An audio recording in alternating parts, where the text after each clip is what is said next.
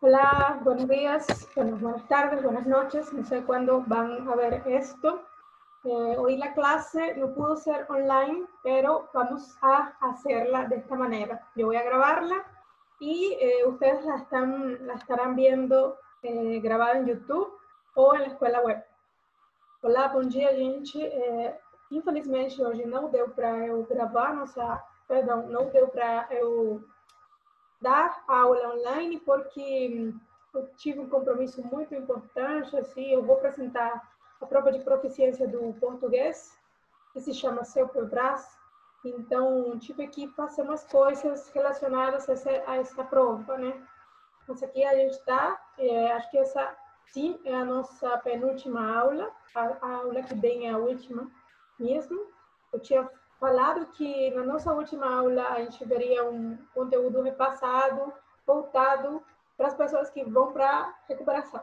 Mas, como essa não é bem nossa última aula, eu decidi trazer mais um exercício de tradução. Eu decidi trazer um exercício de tradução. Professora, por que dois exercícios de tradução?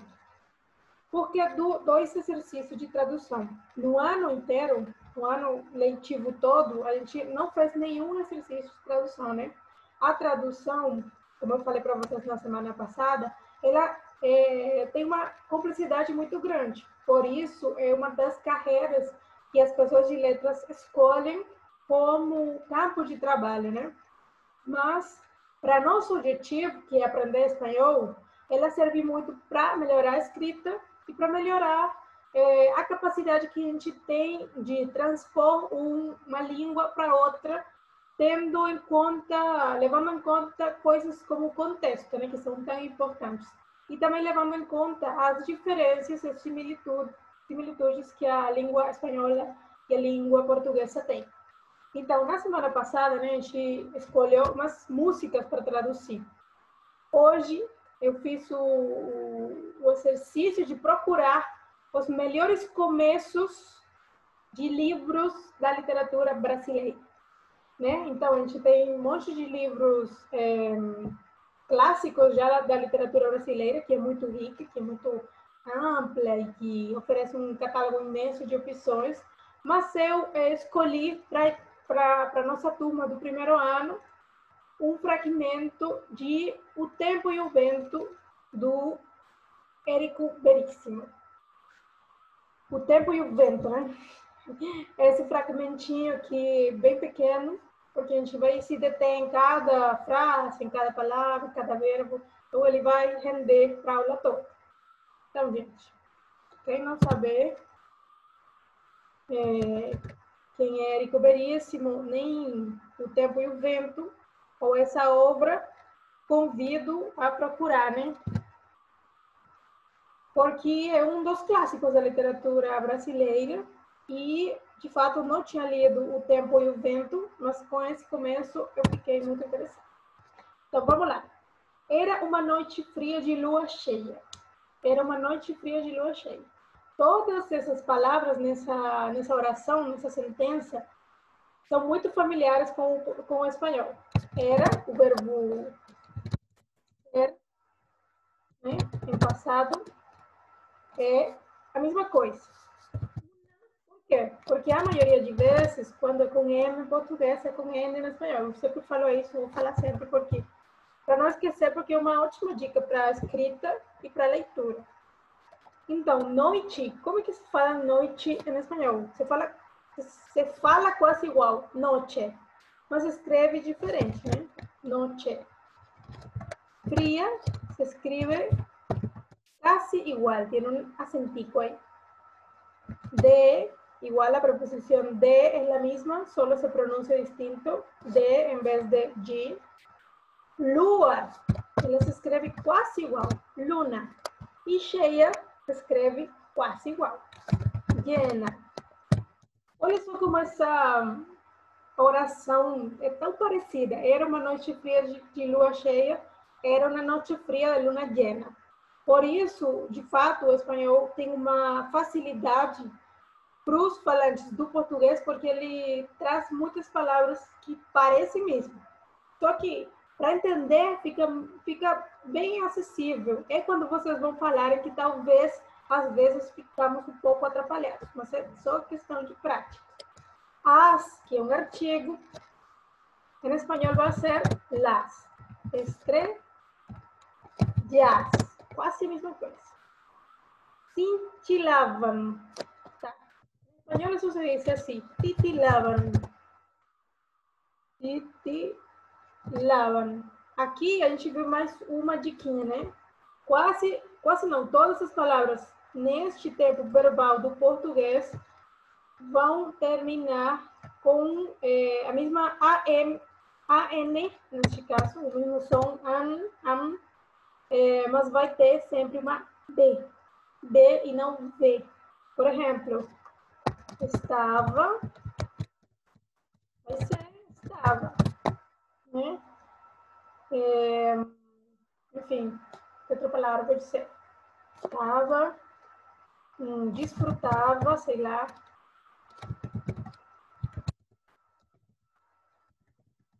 Que vocês não utilizam muito o verbo desfrutar, utilizam mais o verbo curtir, se ele existe em português. Então, o verbo para cintilavam é titilavam. Essa é a ação das estrelas, titilar. Né? Sobre a mesma coisa, la ciudad de Santa Fe. Então, Santa Fe, como es un nombre propio, vamos a dejarle el nombre tal cual, pero en español fe no tiene acento. Nós vamos deixar porque é o nome próprio da cidade, então vamos deixar. Então, aqui sobre lá, de novo o artigo que precisa uma L, né? Ciudad, já não vai ser cidade, mas vai ser ciudad. Ajá, que é de tan quieta e desierta, aí aparece uma I, desierta, parecia, aqui sempre vai ter acentos, palavras agudas, que a gente chama de agudas em espanhol, elas levam acento quando terminam em vogal, né? Um cementerio abandonado. Entonces, era una noche fría de luna llena, las estrellas titilaban sobre la ciudad de Santa Fe, que de tan quieta y desierta parecía un cementerio abandonado. Entonces aquí vemos que la mayoría de estas palabras son muy parecidas al español y se escriben casi igual. Mas, como eu sempre falo, a facilidade do espanhol para os falantes do português é a mesma dificuldade. Por quê? Porque às vezes as palavras são tão parecidas que só muda uma letrinha e é mais difícil, tipo, decorar aquela letrinha que falta. Porque não é como em inglês, que você tem coisa e você já sabe que é completamente diferente. No inglês, né? Que seria things. Mas, em espanhol, é coisa. Então, só tira aí, coisa, coisa. Então, as pessoas, por exemplo, se um brasileiro for na Argentina e falar coisa, todo mundo vai entender que é coisa, né? Pela semelhança. Mas não está falando espanhol, ele está falando português. Então, essa mesma facilidade, porque as palavras parecem muito, torna-se a mesma dificuldade. É bem curioso esse fato. Era tanto silêncio se escribe igual, pero sin o circunflexo, porque esse acento não existe no espanhol. Era tanto silêncio e tão leve el aire. Vocês não vão lembrar, mas seus pais com certeza sim. Tem uma música que se fez muito famosa no Brasil, que era de Maná, que é um grupo mexicano. Ela fez muito sucesso no Brasil e quase todas as pessoas de mais de 30 anos poderiam cantar ela de olhos fechados. Que é aquela de vivir sem aire, como quisiera poder vivir sem aire. Pergunta aí para sua mãe ou seu tio para você ver como todo mundo sabe. Tipo aquelas músicas de RBD, todo mundo sabe no Brasil. Bom, todo mundo não, né? Talvez vocês não. Mas a geração antes de você, com certeza, sabia. Então, y tan leve el aire que se, esse se condicional, né? Se alguém, sob a condição de que alguém aguçasse, né? Esse se condicional é se em espanhol. Professora, mas se como se de afirmação? Não, ele não tem acento. O se de afirmação é com acento. Se. Se ele não tiver acento, ele vai funcionar como esse se do português. Que se alguém aguçara el oído, tal vez é separado, pudiese, com uma sola S, com uma S só, porque nenhuma palavra em espanhol tem duas S, hasta escuchar. Parece muito, né? El sereno en la... Como é que se fala? Solidão, soledad. Perfeito? Era tanto silêncio y tan leve el aire que si alguien aguzara el oído, tal vez pudiese hasta escuchar el sereno en la soledad. Aqui, como é que esse na virou em lá? Vocês lembram das aulas das contrações do português, né? Então, a maioria de vezes, os artigos que estão contraídos no português, em espanhol, vão separar em lá. No. En, el. Opa, gente.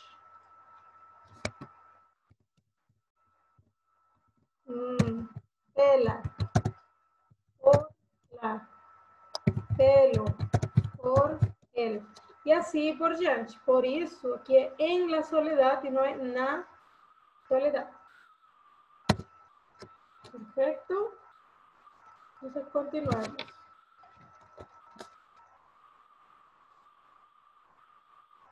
Tá? Agachada atrás de um muro, agachada atrás de um muro. A gente vai traduzir como escondida. Escondido seria, né? Porque José Lírio é um menino escondido atrás de um dum. Olha como ele vira de um. Eu sei que em português também se pode ser de um, né? Talvez em textos escritos a língua portuguesa vire uma coisa um pouco mais José Lírio se preparava, porque esse se passou para onde? Ele foi, meu Deus, ele foi para o começo da palavra e separava, se preparava para la última corrida. Oh, perfeito. Aqui tem outro exemplo, né? Preparava. É a mesma terminação, mas muda a P. Quantos, como muitos dos interrogativos do português, em espanhol vai ser com C e não com Q. E a gente tem que abrir, né, a pergunta. Quantos passos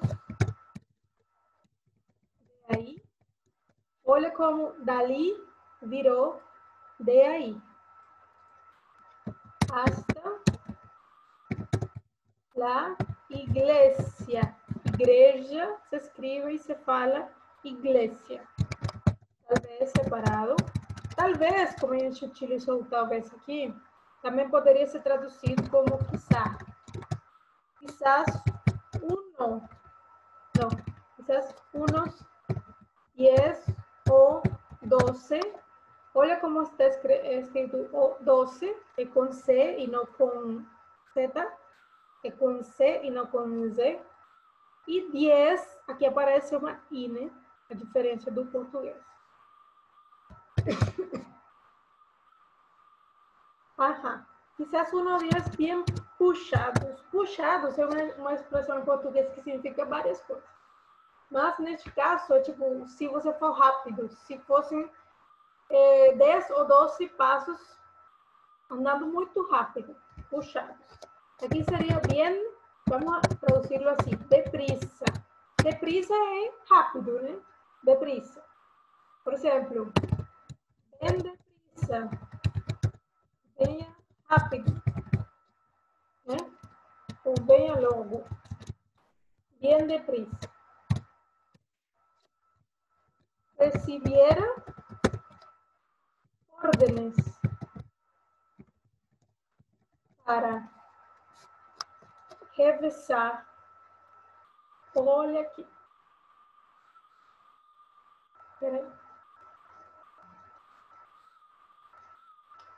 Bom, meu computador deu um delay. Peraí, gente.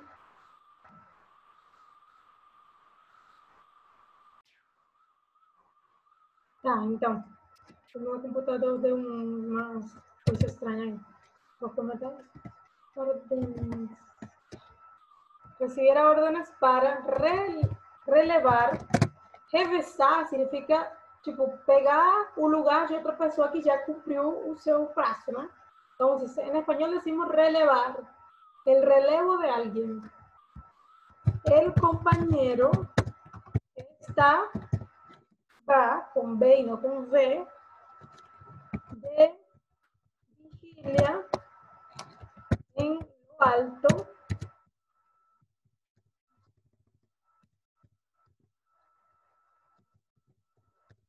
de una, y no de una, sino de una de las torres da matriz. Então, gente, várias das coisas que estão aqui a gente já viu nas classes do ano inteiro.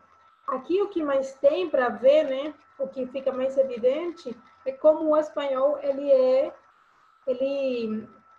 separa as coisas que do português são contraídas e é preciso mesmo aprender de cabeça essas separações, né? De uma, de una, da, de la, pela é porla, na é en la, porque isso vai ser que o espanhol de vocês assim aumente muito o seu nível,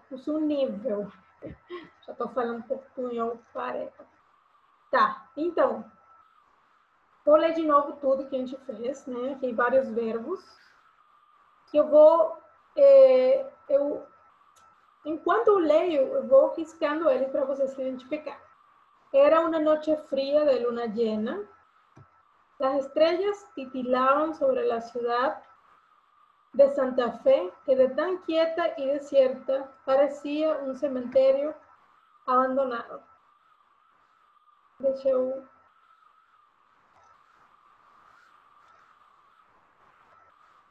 colorir. Era tanto silencio y tan leve el aire que si alguien aguzara el oído, tal vez pudiese hasta escuchar el sereno de la soledad. Escondido detrás de un muro, José Lirio se preparaba para la última corrida. ¿Cuántos pasos de ahí hasta la iglesia? Quizás unos 10 o 12. Bien deprisa.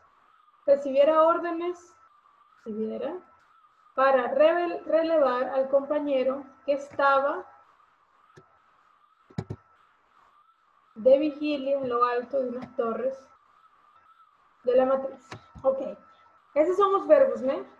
Era, titilaban, parecía, era, aguzara, pudiese, escuchar, preparaba, recibiera, relevar, estaba.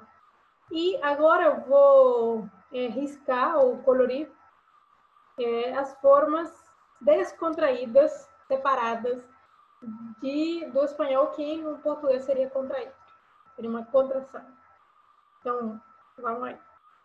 Cementerio abandonado, era tendera, que era en la de un